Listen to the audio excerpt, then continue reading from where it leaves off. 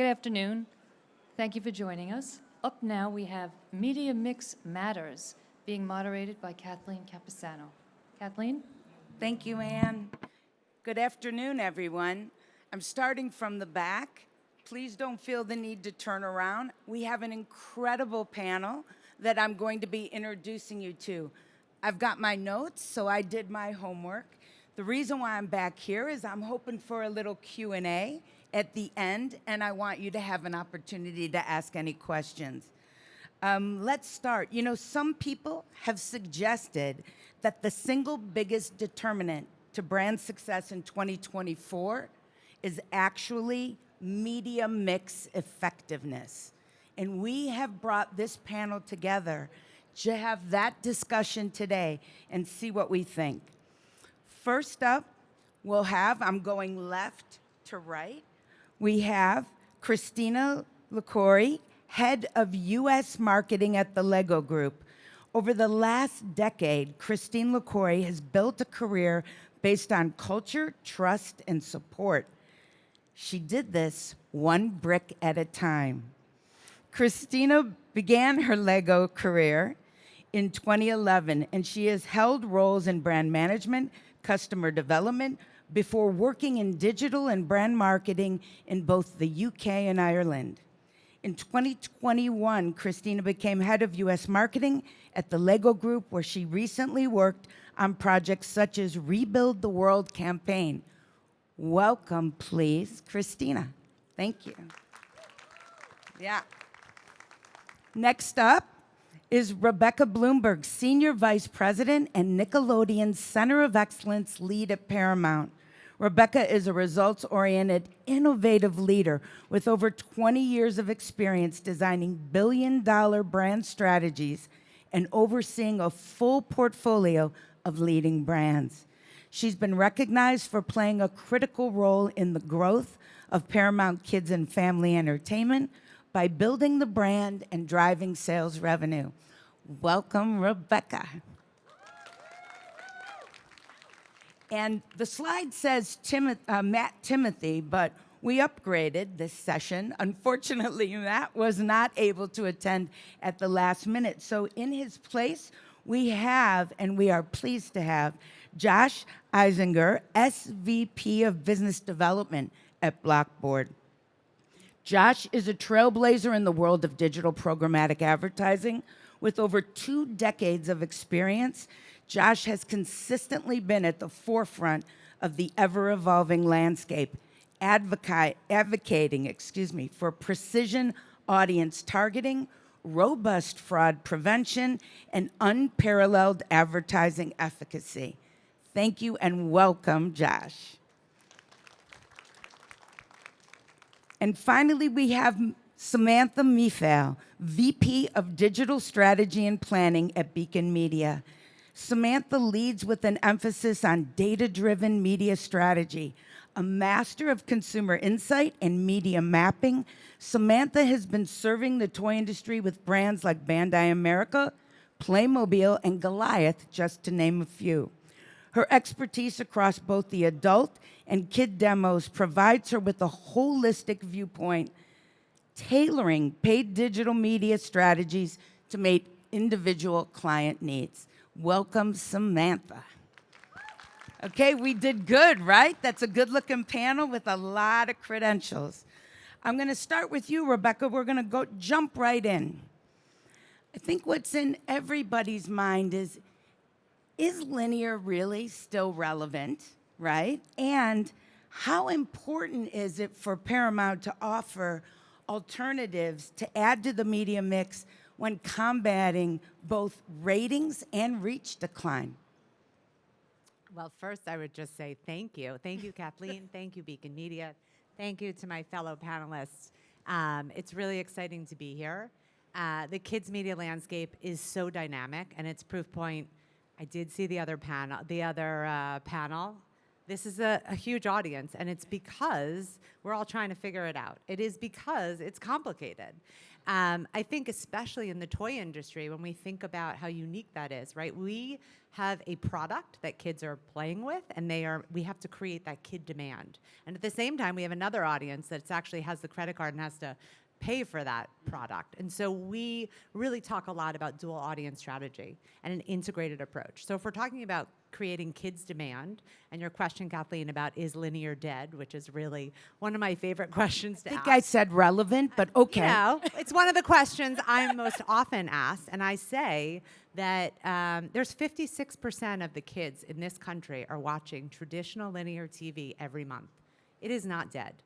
Is it declining? Yes. Does it still play an integral part in a media mix? Yes. But then, of course, so do nonlinear platforms. It's one of the reasons, in fact, Paramount has been investing so heavily over the last decade in AVOD, fast, skinny bundles, and, of course, paid with streaming in Paramount Plus. So that we really talk about an integrated approach. Nice. Thank you. You know, Samantha, I'm going to pivot to you. Strategically, tell me a little bit about what you're telling clients on media mix, and what are some of the things that they should be considering? Yeah. Well, it's undeniable that we're living right now in a very fragmented landscape within media. So we always advise our clients, and we're always suggesting that in order to combat that and be able to align with that fragmented media landscape, you need to have a segmented media mix. So yes, linear still has a very important role. So does digital. So does all of our social platforms and gaming, our OTT. It's really aligning those with what is your audience, what are your objectives, and how do they all come together? And how do they work together to be able to meet your goals for the end of the year? One thing that we are seeing that's really interesting currently, right now, very relevant, is the struggle between how do we meet and how do we mix our OTT platforms with our linear platforms, and how do they play with one another, and when do we lean into one versus the other? And we are seeing that on the consumer side, OTT is rising. On the media payment side, it's not rising at that same rate. So we have OTT being consumed at a 25% within the consumption rate of our audiences, but it's only at a 10% within the media mix itself. So we are having those conversations with our clients and matching that up to be able to build up that OTT as it aligns with the consumer behavior and matching that as well within the environment. So you bring up OTT. I want to just ask, I know eMarketer just published a result, a literal drop in streaming pricing from Q4 2022 to Q4 2023. Is that going to help balance that back up? Yeah, I really hope so, and I think it's going to, because as we go into efficiency and are leaning into where can we reach and gain those eyeballs with our consumers, it's going to be an opportunity for our clients for sure. Great, thank you. Josh, talk to me a little bit how BlockBoard's addressing some of these opportunities, and do you have any concerns?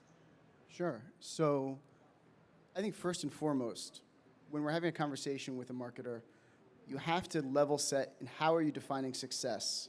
You have to establish what's that currency going to be, and when you're looking in terms of your overall media mix, how is that, I guess, measurement going to be pervasive across every environment where you're marketing. If you're not in agreement there, you're dead in the water. That's number one.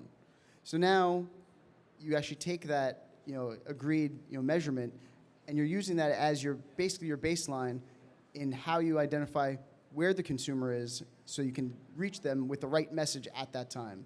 So knowing where they are, whether they're in the living room watching linear, or connected television streaming environment, or they're on their phone, or they're on their desktop computer, all of those things matter. But it comes back down to the agreement of measurement and in terms of how you're sort of ensuring that where they are in essentially their customer journey in that funnel, and making sure that that measurement is actually the critical part. And that's how really the only way you're going to avoid pitfalls in terms of a missed opportunity when you're talking really to your customer base.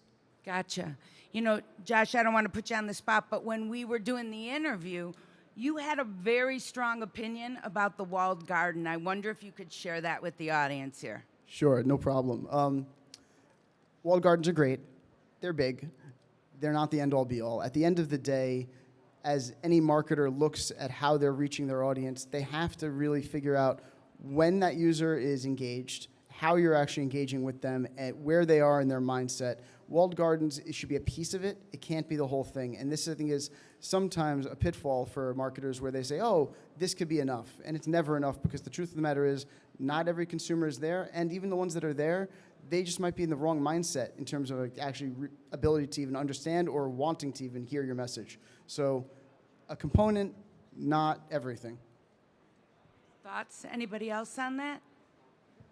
Okay, I'm gonna share a stat that Jen Warchansky, who's the director of research, shared with me. 43% of Roblox users are under the age of 13. 43%, right? And kids advertising in the US is a $1.6 billion opportunity. So, Cristina, I'm coming to you. Anything you think, I know you said that LEGO has made a conscious and deliberate effort to focus on gaming environments to reach key audiences. Can you share more about why gaming is an important part of the media mix? Yeah, thanks, Kathleen. So I think it goes back to, Josh, maybe what you were saying and talking to, I think I'm that marketer you're talking to, being really clear what your objective is. And that's what we really try to do as the LEGO brand, is we want to inspire and develop the builders of tomorrow. So gaming environments are great because they're interactive. Hopefully many of you have visited our brick building wall upstairs here. It's a great environment that you can recreate that fun and connection of LEGO brick building in different media channels. So that's why we've focused on gaming environments as part of our media mix. It's also a way you can give value to the audience you're interacting with, right? That's the great opportunity with media fragmentation, is we as a brand, we're not just saying something to an audience anymore, we're giving them something of value. And we've done that by partnering with various creators and partners throughout the past few years to make sure we're not just saying something about the LEGO brand, but we're partnering to give something of value back to that audience. What do you think is the value of gaming in the mix? Yeah, so one great example I would speak to is a partnership we did with Enthusiast Gaming on a Luminosity Academy. So something we were able to do with our LEGO Technic brand is partner with creators to give them kind of a series of challenges to help build their skills to be the gaming content creators of the future.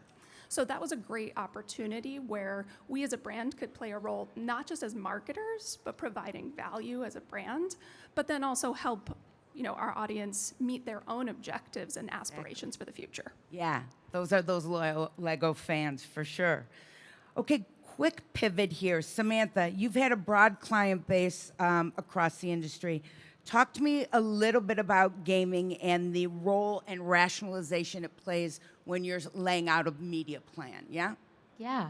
So when we look at gaming, we kind of look at the overall, how are you building engagement, right? Foundationally, when we are reaching both kids and adults, we often are looking at passive engagement with across our video platforms, our linear, our OTT, even social can be consumed as a passive engagement. One critical thing that's missing and the gaming element brings is active engagement and igniting that within your consumers. The ability to interact with them, similar to as you're saying with LEGO Group, even just being here, all of the interactivity that's happening here, you're able to mimic that in a gaming environment with either a custom game or embedding within an already existing game. And that really builds your brand and builds that engagement to the next level and having that active engagement. Love it, love it. Rebecca, you, I'm sure, have a point of view, especially with respect to the Nickiverse and all the wonderful things, engagement happenings around the Paramount brand. So can you talk to us a little bit about that? Yes. Well, listen, Nickelodeon took a brief pause from Roblox earlier, given the new restrictions that came out. Anyone that's worked with us knows that we are highly cautious and that our number one responsibility is about protecting our kids. And we are thrilled to be back in a huge way. In fact, we have been working with KRU directly on what are the safe environments that we can, for both our partners as well as our consumers. So we have been working 2 games. The first one is the Teenage Mutant Ninja Turtles that was launched earlier this year. I heard a little shout out there. In tandem with the movie, which is off to an incredible start and definitely looking like a top game. And then SpongeBob SquarePants. Thank you. And that one just launched, obviously leading up to its 25th anniversary. Yes, you should feel old. SpongeBob is turning 25 next year. And so what's incredible for us is, again, working with KRU, working with GamePam, knowing that what we're doing, not just for our brand, but for our partners, and being able to provide a really safe, COPPA-compliant solution. Okay, I'm trying to smash a lot into this 40 minutes. So I want to pivot again to targeting and retargeting. Josh, BlockBoard kind of sets the pace and really has a really interesting, unique model as, with respect to retargeting. Talk to us a little bit about that. Yeah, no, this is maybe my favorite topic of my life. It all starts with data. It's so important. Marketers have their own data. This first-party data, it's gold. It's so important. But the targeting portion is when you first see your consumer and you know they're engaged and you know that they're already interested, and then you're getting the right message to them. Oh, and then you're seeing them again because you recognize them. Maybe you started with a connected television experience, and that data was there, and it was rich, and it was powerful, and then you found them there again in their mobile device or in another environment. It's an amazing experience because it's not just, you're not talking at them anymore. I think you were sort of talking about that. It's that engaged user. Now you're talking with them. It's literally a conversation. So that retargeting element where you're taking data and then using that as your starting point to then have the right message. And it doesn't even stop there because that initial data set, it expands. You use that to build your lookalikes. That's how you understand other users, other people. They're kind of similar. They have similar interests. And now you can target them too. And then you can retarget them as well. And again, the conversation expands. So I think this is where that critical element really comes into play with the technology. Anybody else thoughts? I want you to, Josh, if you would, talk a little bit about the difference between broad reach and effective reach. Can you? Wow, that's a curveball I wasn't prepared for, but yes, I can. Oh, okay, there are curveballs in the. No, I love a audience. curveball. That's great. At the end of the day, there's going to be, of course, two main intentions. You're going to have your brand awareness. You're going to want to be able to reach as many people as possible to understand just who you are. Hey, I am here. I'm Lego, and I am here. And then, of course, that effective reach. You're talking to the right people. Is this the right clientele? This is who actually is going to be that consumer. And then there's a balance also, when you're talking about media mix, in terms of how often you're even reaching them. So you want to always, sort of toe that line between reaching as many people as possible, but then reaching the right audience, and then also ensuring that you're reaching them at a sort of a respectable cadence in terms of how often you're even putting your message in front of them. Right. Go ahead, Samantha. Yeah, I would love to just add, as we're talking about audience and all the different ways that, Josh, you're talking about, and how to identify them, and then how to retarget them, and then how to continue to talk to them, boils down to a lot of learnings our clients get, and as they're marketing, of who is your audience.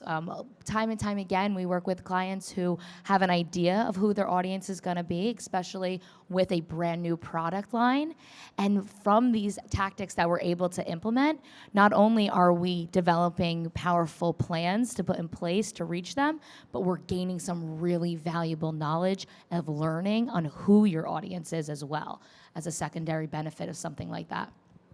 That's excellent. And learning, I'm gonna pivot out of sequence a little bit, because when you talk about audience targeting, how important is test and learn? Yeah, it lines right exactly kind of with that. I'm teasing the whole test and learn strategy with that statement, because as we go into the first 2-3 weeks of a campaign and we garner all of that learning and be able to then deploy that in really critical timeframes, like in Q4 of our holiday, it matters extremely to our clients and marketers to be able to garner the early on spring, early summer timeframe to really develop that and be able to deploy it. Absolutely. Thank you. I'm going to ask this one for all four of you. because I'm sure it's what the audience is really interested in too. Performance, right? Performance in media. Performance is the key measurement. How are you addressing performance in your business? And I'm going to start with Cristina because I'm wondering from a manufacturer's point of view, what are your expectations before we go to the other side of the coin? What is the expectation in performance? And within Lego and the campaigns that you've run, how has your expectation been modified and why from the actual outcome? Yeah?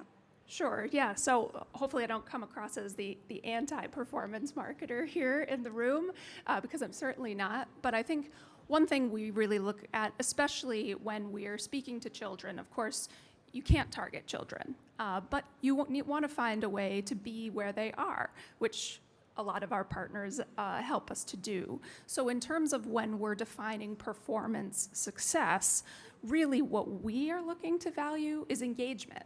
We want to know that kids are enjoying what we're putting out in the world, whether that's our physical bricks, whether it's the in-person partnerships we've done with minor league baseball this summer for Lego Ninjago and Lego Dreams, or whether it's a digital media experience. So we're really looking at those engagement rates. So it could be click-through rate, view-through rate, and we rely on our media partners to help us set those benchmarks and make sure we're adjusting our expectations accordingly. But those are the signals we're looking at to say, hey, we put something out in the world that kids love. They're having fun with it. They're returning it to it time and time again. And they're getting some kind of takeaway or value from it. So that's how we're looking at performance, and that's my best attempt, as I'm not a performance measurement marketer. There you go.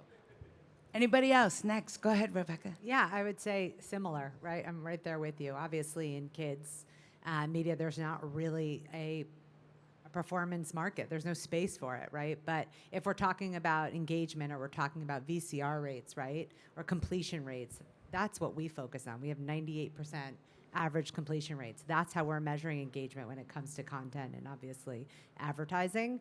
We are starting to test, right? We're trying to push the limits to where we can. We're in fact testing an attribution model that looks at site visits through a pretty sophisticated probability model, which more to come, but very exciting. But really to do that without, collecting PPI is incredibly challenging. And interesting that the two of you both assume that I was just talking about the kids' audience. So there is mom in this play, and I wonder if your answers before I progress down the line would change if we were talking to mom. Yeah, I think it changes slightly, though of course we know that mom is highly motivated by the child in her life. So I think it depends, again, back to the objective question, because I think a lot of the time, yeah, sure, mom has the credit card, but there's higher level objectives, right, that we're looking at. So it could be so much as brand perception measurement or awareness measurement as well. So it would really depend on the objective. So it depends a little on the campaign. Gotcha. Okay. Anybody else? Go ahead, Josh. Yeah, it's really interesting. It's almost like Rebecca and Cristina, you're like inside my head, really, because that's exactly the juncture where we are in I think in this entire sort of industry, because performance was always and historically just this idea of bottom funnel. Performance was about you're advertising to somebody right before their intent to purchase, and then they purchase something, and that's all it was. That's all retargeting ever was really being used for. That's all performance was really being associated with. This year, it's actually been kind of outstanding where even our business, and I'm seeing it across the board, performance is meaning something different, right? And you touched on it, right? Performance could be engagement, or performance could be, just viewable completion, or whatever those things are. All of a sudden, marketers are realizing that performance means what it means to you, and then you use that tactic. So all of a sudden, performance media, isn't so much just a one-size-fits-all. It's adaptable. It's about, it's about really connecting the dots across, using sort of, I guess, the tactics at hand to really sort of deliver what it ever is you're trying to deliver. And, so you actually are a performance marketer. You just don't, if you realize it, you really are. You're Just at the won't admit it. You're New actually at the forefront of performance marketing, in fact. There you go. This is exactly what's happening in the industry, which is, it's really cool. Nice. Samantha? Yeah, I'll add to that. And we were kind of touching on it all goes back to what is your objective. So anytime we're talking about performance, of course, on the agency side, we love that. We want to be measuring. We want to be holding a KPI to what we're doing and have that concrete end result. But we always have a really in-depth conversation with our marketers to say, what is your goal though? Because each KPI references back to a different objective. If we are doing lower funnel, VCR is not going to be what we're looking at and measuring. But to Cristina, your point, it would be when we're in an awareness campaign. And depending on if we're talking to kid or to parent, that KPI is going to definitely change and the measurement's going to look different. So it's having that thought process and conversation in the forefront before your campaign even starts and especially before it ends. Nice. Nice, guys. Thank you. Rebecca, I'm going to turn it back on to you. Paramount Global, forgive me, but is known in the industry, right, for premium content, innovation, and prioritizing kids' safety, as you already mentioned. In digital environments in particular, can you talk about what's the latest innovation? What are you seeing? What are you guys doing? Can we peek behind the Paramount tent and get a glimpse? Sure. Thank you for that. Yes, I would say the thing that a lot of people don't know that in my world, right, is Paramount Global is one of the largest programmatic partners in the industry in streaming and free. They actually super serve over 40,000 advertisers a quarter. In the kids space, we don't really get to talk about programmatic very much, but we have been working for several years with a lot of legal, a lot of tech to finally be able to have a programmatic kids offering that will be starting this fourth quarter in the exact same way that you would imagine any of our direct transactional relationships. So the level of program level transparency in the reporting, it's just we're trying to meet our marketers where they want to be in any way that they want to transact. And of course, in the safest, brand safe, COP and compliant measures. So very exciting for this fourth quarter. Great, great, good. Talk to me, guys, anybody right now on the panel for what are some of the emerging platforms or technologies that you're watching as it relates to media mix? What are you watching? What are you excited about? But these would be emerging, yeah? I can jump in. I love this conversation because it's obviously something that we're always eager to bring to a marketer when we are seeing a new emerging platform come in and have the opportunity to share, hey, get in on this platform on the ground up before, it comes full force into the media landscape. So we're definitely seeing platforms within the gaming environment that is huge right now, especially with a lot of that engagement happening within our consumers, and that's really ramping up. So we have platforms that are new out there that we've been testing and we're having good success with, such as Zigazoo, such as Admazing within the gaming space. And then we're also always keeping, a finger on the pulse of things that aren't yet ready for the advertising world, but consumers are already there. So things like Be Real in the social space as well, and Threads as well is another app that's, really helping within the consumer marketplace right now. Josh, technologies, anything cool happening in your world? So I guess, are we still defining programmatic audio as an emerging medium? Because audio for us is a new frontier. It's really exciting because there are so many similarities just between audio and even a TV experience, between podcasting and I think time spent on a lot of the major audio platforms, but there's still intention there. You can still utilize some of the exact same tactics, especially when it comes to targeting, especially when you're looking at an advanced TV audience or a connected TV audience and streaming, and then bridging that gap over to that a similar audience or the same audience even in audio. It's really cool, and it's a whole different type of mindset. I think where the consumer is at that time. So I think that's going to be a really one for us specifically, but I think in general, I think the market's really starting to really grab hold of audio as what's old is new again. Very interesting. Cristina, any thoughts? Yeah, I can add a little bit. I would say, like Nickelodeon and Paramount, the Lego Group is extremely focused on digital child safety, and so we tend to maybe not be a leader on emerging platforms. But what I will say is we have relied really heavily on our partners and our media agency to make sure we're leaning in at the right moment. But what's been really working for us is actually being a bit more platform agnostic, but going where the content is really high quality, and then where our partners are helping us to innovate within that platform. So, for instance, we did a Lego City partnership with NFL's Lime Time through Nickelodeon as an example, which was a really fun, innovative way to relook at that platform. So, not necessarily emerging technology, but a different way of communicating with kids. Smart, thank you. You guys, before I open it up to the audience for Q&A, so everybody mentally get ready for your questions, because we have this high-quality panel. I want you to get something good and juicy in. I want to ask you the obvious question. I wouldn't be a good moderator if I didn't say, in the last minute of my time with you, as we turn it over to the audience, what advice would you give this group, a marketer, media manager, ad support team, whatever?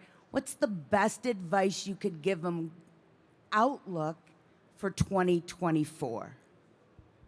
Let's start with, who wants to start? I'm going to start with Rebecca. I knew that was happening. Best advice. You know what? We see a lot where you have put, as marketers, have put so much thought and intention and energy into their plan. They've gotten their retailers on board. They've gotten their social strategy in play. And then we get the call. We're pivoting. There is this hockey stick almost reaction that we see after everything is settled, because people grow impatient. It's by nature who we are. So my recommendation is stay the course. This is going to be a tough holiday, right? We're all feeling it as both consumers and marketers. But there's something about optimizing for sure. I'm not saying don't do that, but they have to almost trust the plans that you've put in place.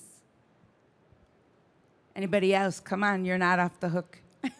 I'll layer on. I think the best advice I ever got as a marketer is don't be afraid to do it yourself. Get out there, be the hands on the keyboard. If there's a technology you don't understand, download whatever you need to download, learn the skill, like go try to buy programmatic media yourself, right? So as all these things are emerging, don't just read about it, try it. And it's the same for this Q4, right? Go out to stores, talk to people in the aisles, talk to the kids in your life. Just that's really how to stay on the pulse, and it's why it's so nice that we're back here physically at Toy Fair, because you can talk to real people and understand what they're going through in their lives. So that's what the best advice someone ever told me as a marketer, so relaying that here. Nice. That whole trust your gut, trust your instincts. Yeah, get feedback. Josh. Yeah, I mean, I'm a little biased, but I would start with, first of all, to any marketer, embrace technology. It's an important tool set, but it's a tactic. It's not your plan. It's how you're going to deliver. It's not what you're going to deliver.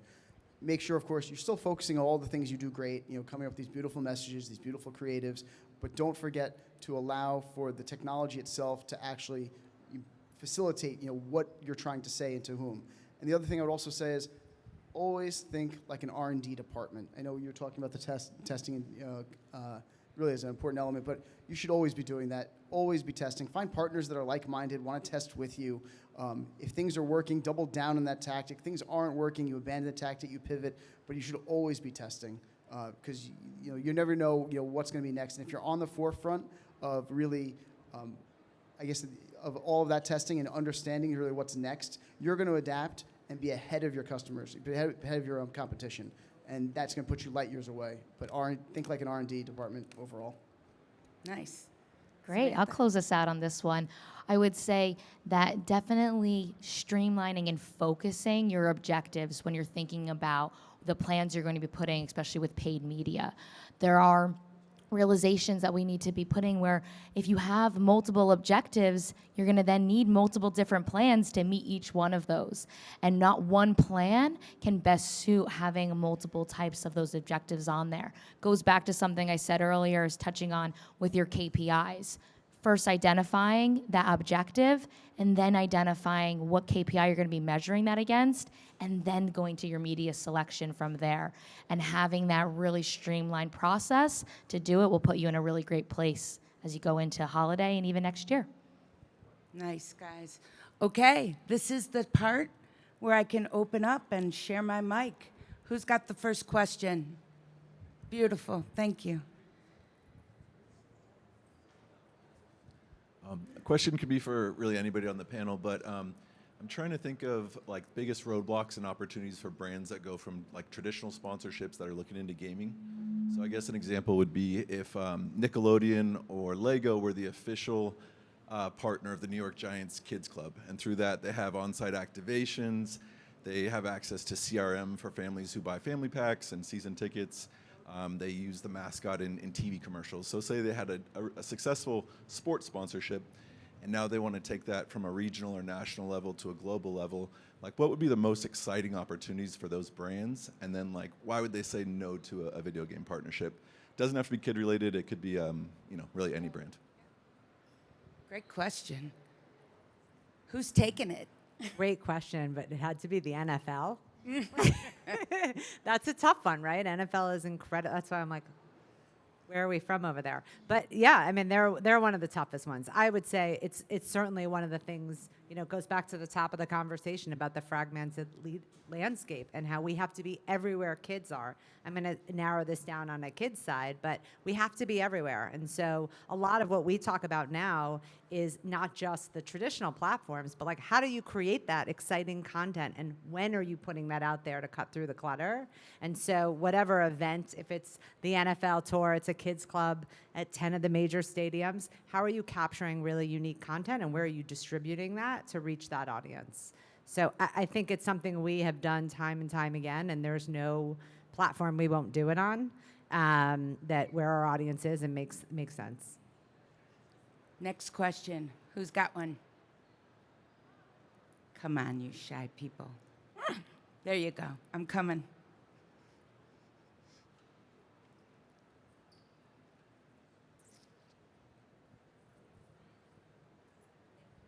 So this is for Cristina, working for Lego. If you have kids, how many Lego sets do your kids have? I actually do not have kids. I have 4 nieces and nephews, 2 boys, 2 girls. Their entire rooms are filled with bricks. Couldn't put the sets back together if you asked them to. They've created their own worlds. But it's up there.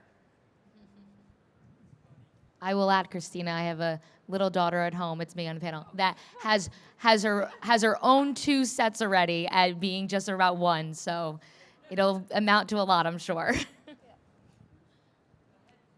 So question I get for the panel. So Diana Horowitz, I'm from Driver Studios, and we have a platform where we reach kids and families. And what we do is we guarantee that the environments are completely COPA compliant, and then we do serve programmatically, and we use more, on the contextual side, contextual targeting. My question is, we're talking about the mix between, those kinds of environments, and we do, as you said, we create gaming interstitials and things like that that are very engaging. We actually work quite a bit with Lego, so thank you. But what is the mix that you see between those kinds of environments and what we were talking about earlier, taking data and doing more of a family mom-type targeting, especially in view of co-viewing?